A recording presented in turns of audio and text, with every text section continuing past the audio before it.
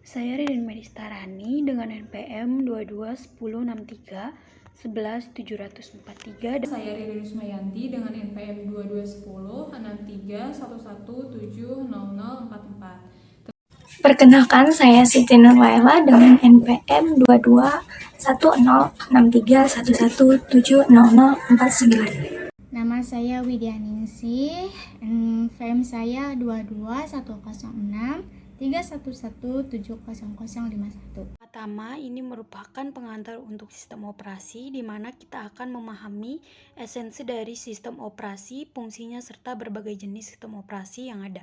Nah, sistem operasi ini atau yang biasa disingkat sebagai OS adalah program untuk mengelola perangkat keras komputer, menyediakan dasar bagi program aplikasi dan bertindak sebagai perantara antara pengguna dan perangkat keras komputer. Nah, sebelum kita memahami konsep ini lebih lanjut, mari kita lihat beberapa contoh dari sistem operasi yang umum digunakan hingga saat ini. Yang pertama itu ada Windows yang biasa digunakan oleh desktop ataupun laptop.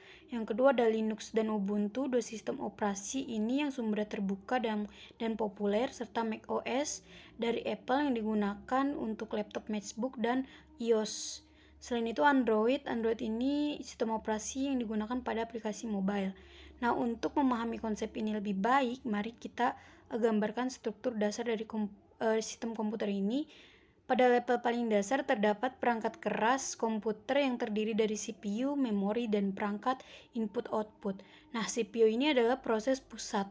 Memori terdiri dari RAM dan ROM. Sedangkan perangkat I/O digunakan untuk input dan output data.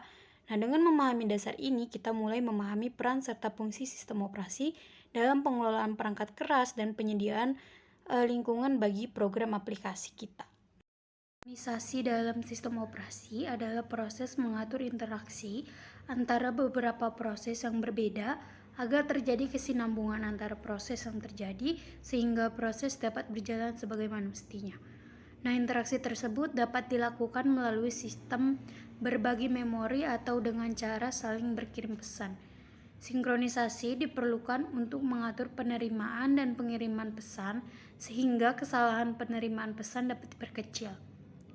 Pesan yang dikirim dapat ditampung dalam penyangga sebelum diterima oleh penerima. Nah, manfaat sinkronisasi ini bermanfaat untuk menyimpan data, baik sementara atau permanen, sehingga memudahkan pekerjaan. Nah, jadi dengan menggunakan sistem ini, pekerjaan kita akan lebih terbantu dan lebih efektif karena bisa menghemat waktu. Nah, tujuan sinkronisasi. Kenapa sistem operasi ini membutuhkan sinkronisasi? Nah, tujuan dari sinkronisasi itu sendiri ialah untuk menghindari terjadinya inkonsistensi data karena pengaksesan oleh beberapa proses yang berbeda ini serta untuk mengatur urutan jalannya proses-proses sehingga dapat berjalan dengan baik dan sesuai dengan apa yang kita harapkan. Sama seperti yang kita ketahui bahwa hidup ini saling berkaitan satu sama lain. Nah, begitu juga dengan sinkronisasi pada sistem operasi. Jika hal ini tidak ada penopang dalam menjalankan suatu sistem, maka akan menemui suatu kendala yang berakibat ketidakkonsistenan pada data, sehingga data tidak menjadi kongruen. Nah, bagaimana sinkronisasi proses ini di sistem operasi bekerja dengan sebuah contoh? Misalkan contohnya ini ada di gambar. Nah, pada contoh di atas atau gambar di atas ini ada 3 proses. Proses pertama ini mencoba menuliskan data bersama. Sementara proses 2 dan proses 3 mencoba membaca data yang sama sehingga ada pertumbuhan besar di proses 2 dan proses 3. Mungkin mendapatkan data yang salah. Mari kita pahami beberapa bagian berbeda dari suatu program. Dalam sinkronisasi sistem operasi terdapat beberapa perangkat yang digunakan, antara lain instruksi, test, and set. Nah, instruksi ini adalah instruksi atomik yang digunakan untuk menangani masalah critical section. Lalu ada semafor. Semafor adalah proses variabel yang hanya dapat diakses oleh dua buah operasi standar, yaitu increment dan decrement. Semafor digunakan untuk mengatur akses ke sumber daya bersama secara terkoordinasi. Nah, selain itu juga sinkronisasi ini juga melibatkan konsep-konsep seperti critical section, entry section, exit section, dan remainder section. Nah, critical section ini bagian dari kode di mana hanya ada satu proses yang dapat dieksekusi pada satu waktu. Entry section digunakan untuk masuk ke dalam critical section. Nah, exit section adalah akhir dari critical section yang mengizinkan proses lain. Dan remainder section adalah kode yang dilaksanakan setelah masuk ke critical section. Dalam sistem operasi, sinkronisasi juga penting untuk menghindari masalah seperti race condition atau inkonsistensi data yang dapat terjadi ketika beberapa proses terbagi secara serentak. Deadlock merupakan suatu kondisi di mana proses tidak berjalan lagi ataupun tidak ada komunikasi lagi antar proses. Deadlock disebabkan karena proses yang satu menunggu sumber daya satu sedang dipegang oleh proses lain yang sedang menunggu sumber daya yang dipegang oleh proses tersebut. Kemudian contoh dari deadlock. Yang pertama hanya terdapat satu jalur, kemudian mobil digambarkan sebagai proses yang sedang menuju sumber daya. Untuk mengatasinya, beberapa mobil harus mundur. Kemudian sangat memungkinkan untuk terjadinya kondisi proses tak akan mendapatkan sumber daya. Model sistemnya itu jenis resolve curve. R1, R2, run, CPU, cycle, memory space, I/O device. Kemudian setiap jenis resource RI ini mempunyai anggota WI. Setiap proses yang menggunakan resource melakukan hama request, use, request, dan kemudian ada karakteristik deadlock. Deadlock dapat terjadi jika 4 kondisi yang terjadi secara stimulan. Pertama ada mutual exclusion, yaitu hanya satu proses pada satu waktu yang dapat menggunakan satu resource. Kemudian kedua ada hold and wait. Sebuah proses membawa sedikitnya satu resource sedang menunggu mendapatkan resource tambahan yang dibawa oleh proses-proses lain. Ketiga ada no prevention.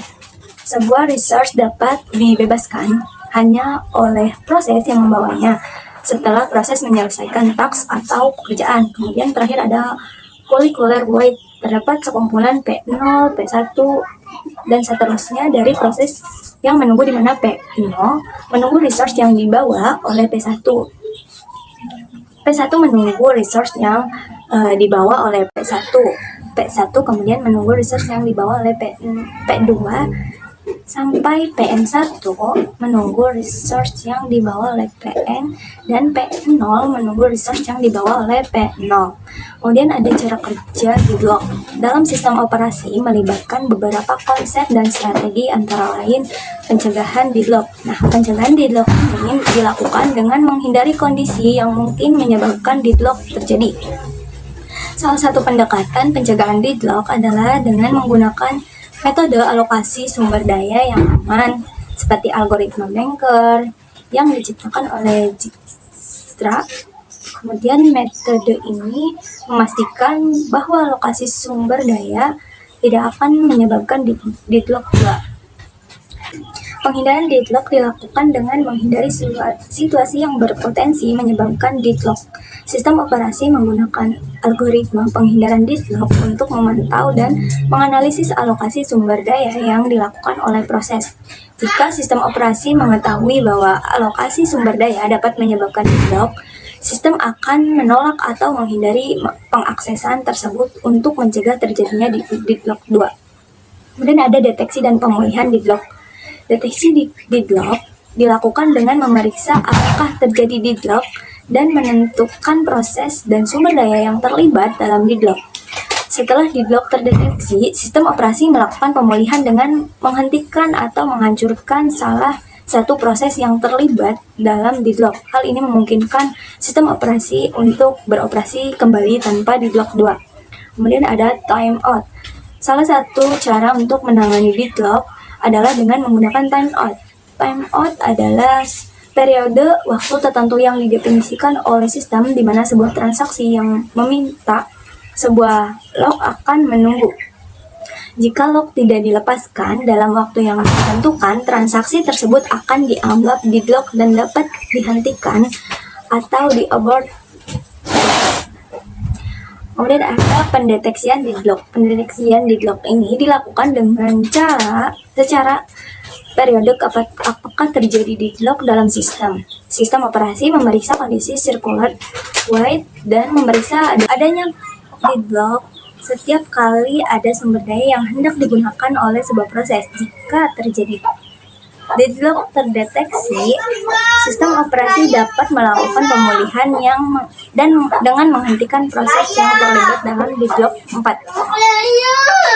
Demikianlah cara kerja deadlock dalam sistem operasi. Sistem operasi menggunakan berbagai strategi seperti pencegahan, penghindaran, deteksi, dan pemulihan untuk mengatasi masalah deadlock dan menjaga kestabilan sistem. Nah, selanjutnya kita masuk ke dalam penjelasan mengenai alokasi memori. Jadi sebelum itu saya jelaskan bahwa memori itu merupakan tempat penyimpanan informasi yang tersedia dan dibagikan oleh CPU dan juga perangkat input output. Nah, di dalam komputer itu sendiri, sistem operasi ini berada sebagian di memori dan sebagian lainnya itu digunakan untuk banyak proses lain. Nah, jadi tugas untuk membagi memori di antara proses-proses yang berbeda ini disebut sebagai manajemen memori. Jadi manajemen memori ini merupakan metode dalam sistem informasi untuk mengelola memori utama dan selama proses eksekusi untuk mencapai pemanfaatan yang efisien. Jadi, kenapa harus di manajemen? Karena ini merupakan salah satu untuk mengalokasikan dan membatalkan alokasi memori sebelum dan sesudah eksekusi proses berlangsung. Jadi alokasi memori itu sendiri merupakan pemesanan ruang komputer virtual maupun fisik untuk tujuan tertentu, misal untuk menjalankan suatu program atau layanan komputer. Nah, melalui alokasi memori ini, program dan layanan komputer akan ditugaskan untuk bagian memori tertentu tergantung pada seberapa banyak memori yang mereka butuhkan. Mana sih cara kerja dari alokasi memori ini? Jadi, alokasi memori ini adalah perangkat komputer yang dikelola melalui sistem informasi. Nah, melalui proses alokasi memori, sebagian dari sistem komputer disediakan untuk menjalankan program dan proses. Dan berapa banyak memori yang dialokasikan tergantung pada kebutuhan program. Jadi, ketika program atau aplikasi telah menyelesaikan operasinya, memori tersebut dilepaskan dan dialokasikan ke program lain. Kemudian terdapat dua jenis alokasi memori. Yang pertama itu ada alokasi memori statis dan yang kedua itu ada alokasi memori dinamis. Pada alokasi memori statis ini, memori untuk program atau layanan dialokasikan selama waktu kompilasi, yaitu pada saat dimana program dikonversi menjadi kode mesin yang mudah dipahami oleh komputer. Sedangkan pada alokasi memori dinamis, memori untuk program atau layanan dialokasikan selama waktu eksekusi atau saat program berjalan. Jadi memori yang dialokasikan dapat didealokasikan dan digunakan kembali oleh program sesuai dengan kebutuhan dan membuat pengguna memori lebih efisien. Nah, di dalam sebuah alokasi memori juga terdapat pengalokasian kontigus dan non-kontigus, di mana pengalokasian kontigus atau berdekatan ini mengacu pada manajemen memori, di mana setiap kali ada permintaan proses dari pengguna untuk memori, salah satu bagian dari blok memori yang berdekatan akan diberikan kepada proses tersebut sesuai dengan kebutuhannya. Nah, di sini bisa kita lihat contoh ilustrasinya. Di sana ada 3 file directory diberikan. Nah, bisa kita lihat dalam tabel bahwa semua blok yang berdekatan ditugaskan ke setiap file sesuai kebutuhannya. Selanjutnya, untuk mendapatkan pemanfaatan dari memori yang tepat, alokasi harus dialokasikan secara efisien. Salah satu metode paling sederhana untuk mengalokasikan memori adalah dengan membagi memori menjadi beberapa partisi berukuran tetap dan juga setiap partisi berisi tepat satu proses.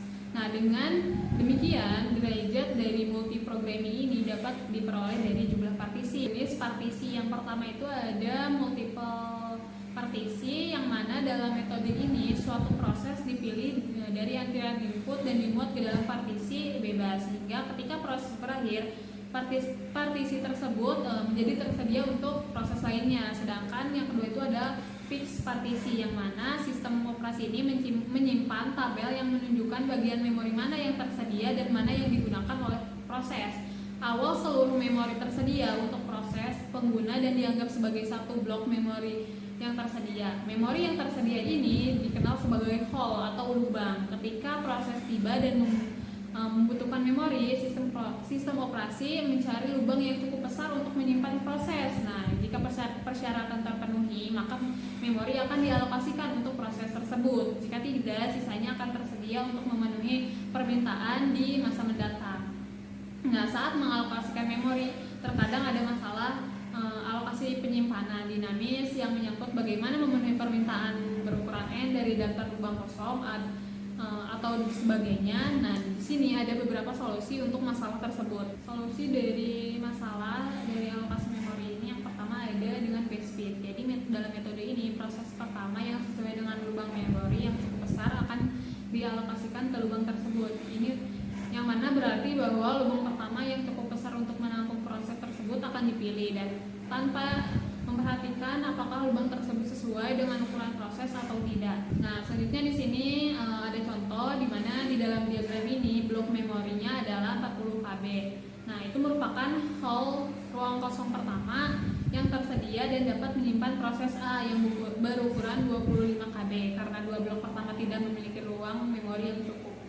Selanjutnya itu ada dengan metode base fit. Jadi dalam metode ini sistem akan mencari lubang memori yang paling kecil yang cukup besar untuk cukup menampung proses yang akan dialokasikan.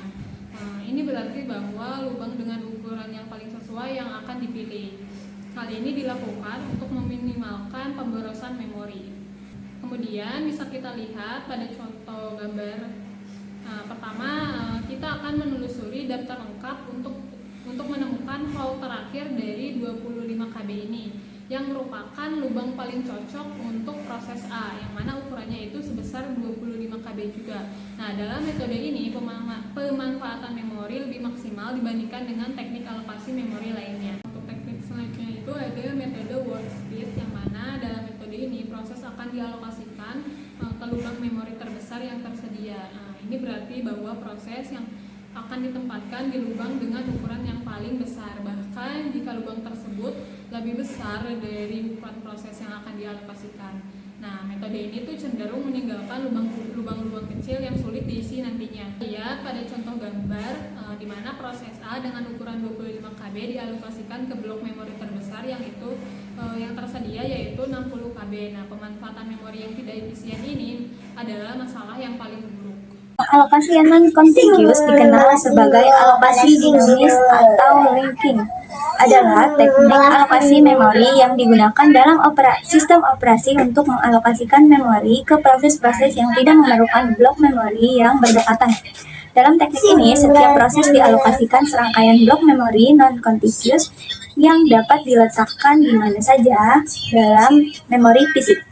Secara ringkas, alokasi non-contiguous adalah teknik alokasi memori yang berguna dalam situasi di mana proses tidak memerlukan blok memori yang berdekatan. Ini umumnya digunakan dalam sistem operasi seperti Unix dari Linux, di mana proses sering membutuhkan jumlah memori yang beragam yang tidak berdekatan. Kemudian pendekatan dasarnya, ada dua pendekatan dasar untuk mengimplementasikan alokasi memori non-contiguous. Pertama adalah paging. Dalam paging, setiap proses terdiri dari komponen-komponen berukuran tetap yang disebut halaman. Ukuran halaman ditentukan oleh perangkat keras komputer dan pembagian halaman bersifat implisit di dalamnya. Memori dapat menampung jumlah halaman yang utuh. Memori dibagi menjadi area-area memori yang memiliki ukuran yang sama dengan halaman. Di setiap area memori ini dipertimbangkan secara terpisah untuk dialokasikan ke sebuah halaman. Dengan cara ini, setiap area memori bebas memiliki ukuran yang sama dengan halaman, sehingga fragmentasi eksternal tidak muncul dalam sistem. Fragmentasi internal dapat muncul karena halaman terakhir dari sebuah proses alokasi dialokasikan ke area memori berukuran halaman meskipun lebih kecil dari ukuran halaman. Kemudian yang kedua ada segmentasi. Dalam segmentasi, seorang pemrograman mengidentifikasi komponen-komponen yang disebut segmen dalam suatu proses. Segmen adalah entitas logis dalam sebuah program, misalnya sebuah set fungsi, struktur data, atau objek. Segmentasi memfasilitasi berbagai kode data, modul program atau antar proses, dan modul program antar proses. Namun, segmen memiliki ukuran yang berbeda sehingga kernel harus menggunakan teknik penggunaan kembali memori seperti alokasi cocok pertama atau terbaik. Akibatnya, fragmentasi eksternal dapat muncul.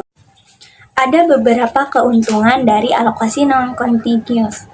Pertama, itu mengurangi fragmentasi internal karena blok-blok memori dapat dialokasikan sesuai kebutuhan, terlepas dari lokasi fisiknya. Kedua, itu memungkinkan proses untuk dialokasikan memori dengan cara yang lebih fleksibel dan efisien karena sistem operasi dapat mengalokasikan memori ke sebuah proses di mana saja memori bebas tersedia.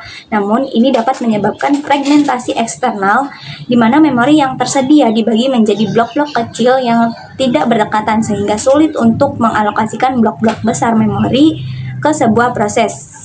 Selain itu, penggunaan pointer untuk menghubungkan blok-blok memori dapat memperkenalkan overhead tambahan yang melibatkan waktu alokasi dan dealokasi memori menjadi lebih lambat. Pada alokasi non-continuous, sistem operasi perlu memelihara tabel yang disebut tabel halaman untuk setiap proses yang berisi alamat dasar setiap blok yang diperoleh proses dalam ruang memori. Dalam alokasi memori non-bersebelahan, bagian-bagian berbeda dari suatu proses dialokasikan ke tempat berbeda di memori utama. Spanning diperbolehkan yang tidak mungkin dilakukan dalam teknik lain seperti alokasi memori bersebelahan dinamis atau statis. Itu sebabnya paging diperlukan untuk memastikan alokasi memori yang efektif. Paging dilakukan untuk menghilangkan fragmentasi eksternal. Kemudian ada 5 jenis alokasi non-contiguous dalam sistem operasi. Pertama ada paging, kedua multi-level paging, ketiga inter-thread paging, kemudian segmented paging, yang terakhir. Kemudian ada working. Di sini suatu proses dapat direntangkan melintasi ruang berbeda di memori utama secara tidak beraturan. Misalkan proses P berukuran 4 kilobyte. Misalkan memori utama memiliki 2 slot kosong masing-masing berukuran 2 kilobyte. Jadi total ruang kosong adalah 2 kali 2 sama dengan 4 kilobyte. Dalam alokasi memori yang berdekatan, proses P tidak dapat diakomodasi karena spanning tidak diperbolehkan. Dalam alokasi contiguous, ruang dalam memori harus dialokasikan untuk keseluruhan proses. Jika tidak, maka ruang tersebut tetap tidak terisi. Namun dalam alokasi non-contiguous, prosesnya dapat dibagi menjadi beberapa bagian berbeda sehingga mengisi ruang di memori utama. Dalam contoh ini, proses P dapat dibagi menjadi 2 bagian dengan ukuran yang sama, yaitu 2 kilobyte. Oleh karena itu, satu bagian dari proses P dapat dialokasikan ke ruang 2 kilobyte pertama di memori utama dan bagian lain dari proses dapat dialokasikan ke ruang kedua ke ruang 2 kilobyte kedua di memori utama. Namun, cara kita membagi suatu proses untuk mengalokasikannya ke dalam memori utama sangatlah penting untuk dipahami. Proses dibagi setelah menganalisis jumlah ruang kosong dan ukurannya di memori utama. Barulah kita membagi proses kita. Inilah adalah proses yang sangat memakan waktu, jumlah, dan ukurannya berubah setiap saat karena eksekusi proses yang sudah ada di memori utama.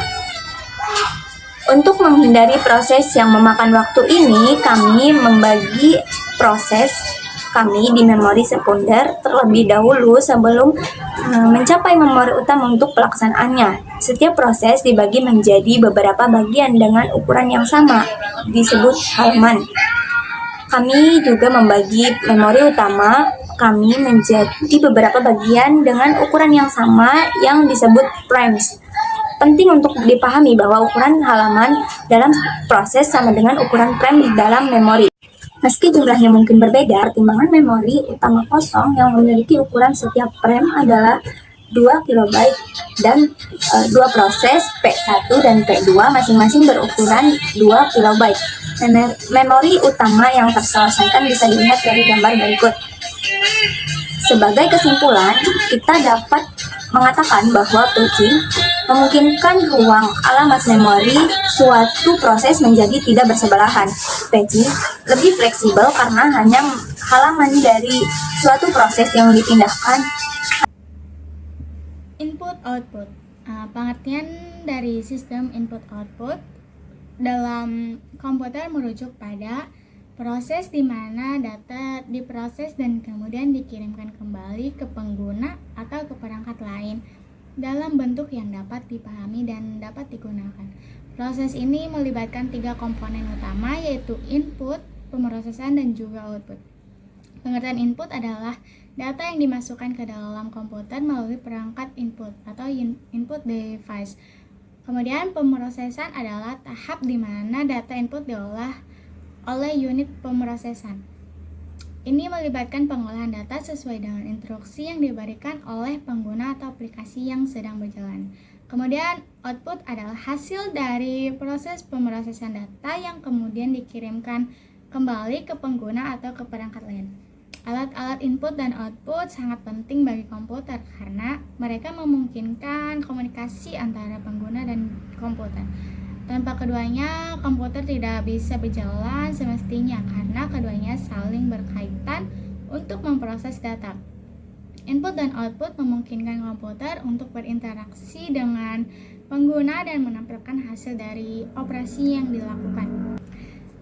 Cara kerja dari sistem input-output pada komputer melibatkan 3 tahap utama yang tadi disebutkan, yaitu ada input, pemrosesan, dan juga output.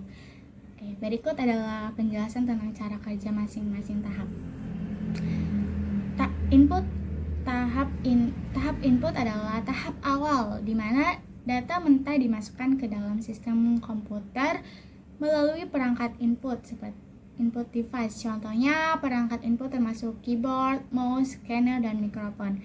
Data yang dimasukkan ke dalam melalui perangkat ini kemudian dikirimkan ke unit pemrosesan seperti CPU untuk diproses. Misalnya keyboard digunakan untuk memasukkan huruf, angka, dan simbol-simbol lainnya ke dalam komputer yang selanjutnya akan diproses.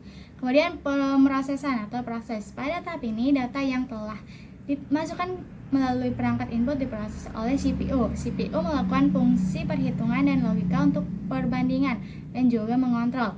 Data yang masih mentah diproses sedemikian rupa sehingga siap untuk dicetak menjadi informasi yang lebih bermanfaat. Output. Setelah data diproses oleh CPU, hasilnya kemudian dikirimkan kembali ke pengguna atau ke perangkat lain melalui perangkat output. Output dapat berupa hard copy menggunakan media fisik seperti kertas atau soft copy menampilkan gambar visual melalui monitor atau contohnya perangkat output termasuk monitor, proyektor, dan printer. Virtual memory, pengertiannya. Virtual RAM atau yang lebih dikenal dengan virtual memory ini merupakan teknik manajemen memori di mana memori ini dapat digunakan seolah-olah bagian dari memori utama. Teknik ini memungkinkan komputer untuk menjalankan program yang lebih besar dari yang dapat ditampung oleh RAM. Dengan memindahkan data yang tidak sering digunakan ke memori sekunder, proses ini dikelola oleh unit manajemen memori atau MMU yang terintegrasi dalam CPU. Virtual memory merupakan salah satu fitur yang sangat umum digunakan dalam sistem operasi pada perangkat komputer. Cara kerja virtual memory menggunakan bantuan hardware dan software yang memungkinkan komputer mendapatkan tambahan performa bila kekurangan kapasitas memori fisik. Cara kerja virtual memory itu dengan mentransfer data dari RAM ke hard drive secara temporer. Nantinya beberapa informasi pada virtual memory akan dikirimkan ke hard drive untuk kemudian komputer akan memprioritaskannya layaknya RAM fisik. Jadi cara kerja virtual memory ini dengan menggunakan bantuan memori manajemen utility MMU yang memetakan alamat dan menerjemahkannya ke RAM. Nah, ketika RAM diperlukan untuk proses yang lebih penting, maka data akan ditukar dari RAM dan ke dalam virtual memory. Jadi saat menyalin virtual memory ke RAM fisik, sistem operasi akan membagi memori dengan sejumlah alamat tetap yang akan menjadi page files atau swap files. Setiap data akan disimpan pada hard drive dan ketika diperlukan sistem operasi akan menyalinnya dari hard drive ke RAM PC. Jadi proses bertukar data antar virtual memory dan RAM PC ini agak lambat. Jadi sehingga ada kemungkinan akan terjadi penurunan performa. Karena proses yang sedikit rumit inilah komputer dengan RAM fisik yang lebih besar akan memiliki performa yang lebih baik.